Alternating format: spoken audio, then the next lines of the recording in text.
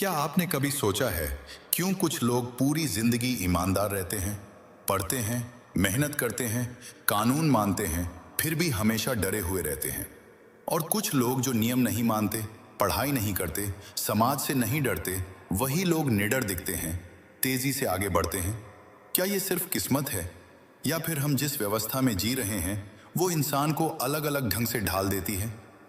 क्यों एक मध्यम वर्गीय परिवार 25 से 30 साल पढ़ाई, नौकरी और जिम्मेदारी में लगा देता है, और फिर घर में किसी एक को गंभीर बीमारी या एक्सीडेंट हो जाए तो पूरा परिवार मेडिकल खर्चों में टूटकर कंगाल हो जाता है? क्यों पुलिस स्टेशन या अदालत जाना न्याय पाने का नहीं, डर झेलने का अनुभव बन गया है? क्यों 15 से 18 साल पढ़ने के बाद भी ज्यादातर बच्चे सिर्फ सैलरीड एम्प्लॉय बनकर रह जाते हैं? क्यों परिवार सुरक्षा की जगह दबाव बन जाता है? क्यों रिश्ते और सम्मान समझ से ज्यादा डर और मजबूरी से तय होते हैं? क्यों संभोग स्वाभाविक होने के बावजूद सबसे बड़ा अपराध बन जाता है? क्यों शासन हमसे दूर लगता है और प्रशासन हमारा नहीं लगता? अगर ये सब व्यक्तिगत नाकामी नहीं है तो फिर सवाल ये है, हम जिस व्यवस्था में जी रहे हैं वो हमें क्या बना रही है? मान लीजिए एक स्कूल है, उसी स्कूल में एक जैसी किताबें हैं, एक जैसे टीचर हैं, एक ही देश, एक ही झंडा। लेकिन समय के साथ उसी स्कूल से 4 अलग अलग वर्ग निकलते हैं। पहला वर्ग ऐसे परिवारों से आता है जहां घर का पेशा गैर कानूनी धंधों, लोकल नेताओं के काम, दलाली या सिस्टम के बाहर की दुनिया से जुड़ा है। इन बच्चों को पढ़ाई से ज्यादा मतलब नहीं, लेकिन डर भी नहीं, न समाज का न कानून का। दूसरा वर्ग गरीब परिवारों से आता है। संघर्ष ने इन्हें निडर बना दिया है।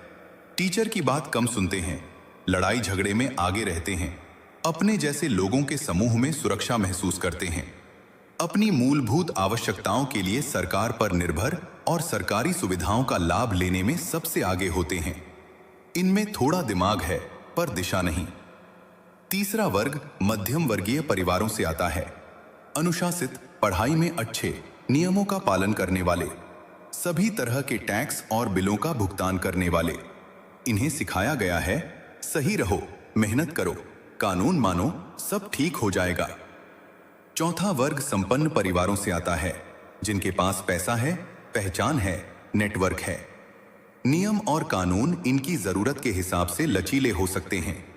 नियमों को मानना या न मानना इनके व्यक्तिगत चुनाव पर निर्भर करता है। इन्हीं 4 वर्गों में से कुछ लोग जल्दी ताकत बना लेते हैं, कुछ सिस्टम को चलाते हैं, कुछ सिस्टम से डरते हैं और कुछ सिस्टम के ऊपर रहते हैं। लेकिन इन चारों वर्गों में एक बात समान रहती है। हर वर्ग में कुछ लोग ऐसे भी हैं जो अंदर से असहज हैं, जो समझते हैं कि कुछ सही नहीं है। टीएलसी यहां किसी एक वर्ग को दोषी नहीं ठहराता। टीएलसी कहता है, समस्या वर्गों की नहीं, संरचना की है।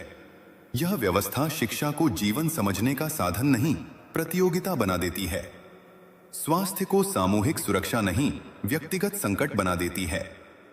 कानून को न्याय का रास्ता नहीं, डर का औजार बना देती है।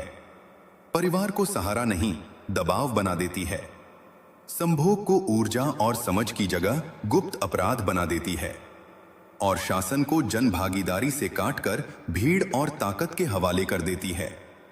इस व्यवस्था में हर वर्ग के समझदार लोग अलग अलग कमरों में बंद हो जाते हैं। गरीब वर्ग में समझदार व्यक्ति भीड़ से अलग पड़ जाता है। मध्यम वर्ग में समझदार व्यक्ति जिम्मेदारियों में दब जाता है। संपन्न वर्ग में समझदार व्यक्ति सुविधा छोड़ने से डरता है। और जब समझदार लोग अकेले रह जाते हैं तो सत्ता भीड़ के पास चली जाती है। यह कोई साजिश नहीं है, यह सामूहिक जिम्मेदारी के टूटने का परिणाम है। टीएलसी यह कहता है, अगर सोचने वाले लोग किसी भी वर्ग से हों, अकेले न रहें तो बदलाव संभव है। टीएलसी एक ऐसी दिशा चाहता है जहां शिक्षा सिर्फ नौकरी की तैयारी न हो, बल्कि सामाजिक समझ पैदा करे। स्वास्थ्य किसी एक परिवार की त्रासदी न बने, बल्कि सामूहिक जिम्मेदारी हो। बच्चे सिर्फ माँ बाप की नहीं, समाज की साझा जिम्मेदारी हो। व्यक्तिगत स्वतंत्रता हो, लेकिन इतनी कि वह दूसरों की जिंदगी कुचल न दे।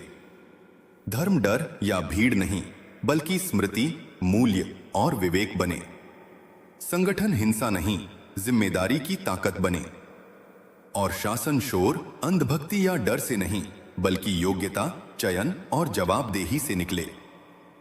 टीएलसी कोई पार्टी नहीं है, टीएलसी कोई धर्म नहीं है। टीएलसी विचार है उन लोगों के लिए जो किसी न किसी वर्ग में रहते हुए भी इस व्यवस्था से पूरी तरह संतुष्ट नहीं है। टीएलसी वर्ग नहीं चुनता, टीएलसी सोच पहचानता है। और टीएलसी मानता है जब जिम्मेदारी अकेलेपन से बाहर आती है तो वही जिम्मेदारी ताकत बन जाती है और तब व्यवस्था अपने आप बदलने लगती है।